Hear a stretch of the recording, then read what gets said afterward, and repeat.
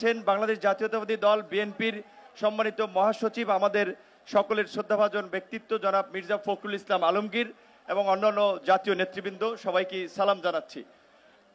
সাম্প্রতিক ছাত্র জনতার আন্দোলনের নিহত শহীদ সহ গত দেড় দশকে আমরা আমাদের অনেক ভাই বন্ধু স্বজনদেরকে আমরা হারিয়েছি। আজকের এই ছাত্র জনতার গণ অভ্যুত্থান এটা শুধু দেড় মাসের আন্দোলন সংগ্রামই হয় নাই, এটা গত দেড় দশকের একটা ধারাবাহিক আন্দোলন সংগ্রামের একটা সফল পরিণতি। এই আন্দোলন সংগ্রামে যারা ত্যাগ স্বীকার করেছেন, যারা নিহত হয়েছেন, তাদেরকে আমরা আজকে শ্রদ্ধার সাথে স্মরণ করছি। আমরা সুস্থতা কামনা করছি, মঙ্গল কামনা করছি।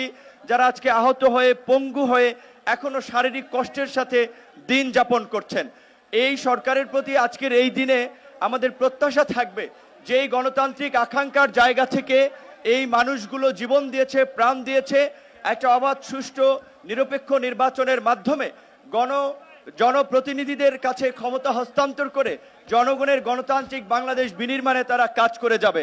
আজকের রাষ্ট্র সংস্কার সকল রাজনৈতিক দল, নাগরিক সমাজ, সুশীল সমাজ সবাই বলছে এই রাষ্ট্র সংস্কারের জন্য কিন্তু আমরা গত এক বছর আগে 42টি রাজনৈতিক দল একমত হয়ে রাষ্ট্র সংস্কারের রূপরেখা হিসেবে আমরা 31 দফা কর্মসূচি দিয়েছি।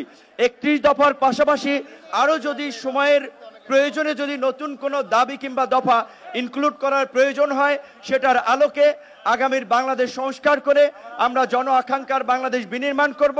আমার সর্বশেষ কথা হচ্ছে এটাই যে আসলে আমরা কিন্তু যারা এই আন্দোলন সংগ্রামে ত্যাগ স্বীকার করে শহীদ পরিবার, তাদের কথা কিন্তু আমরা ভুলে যাই।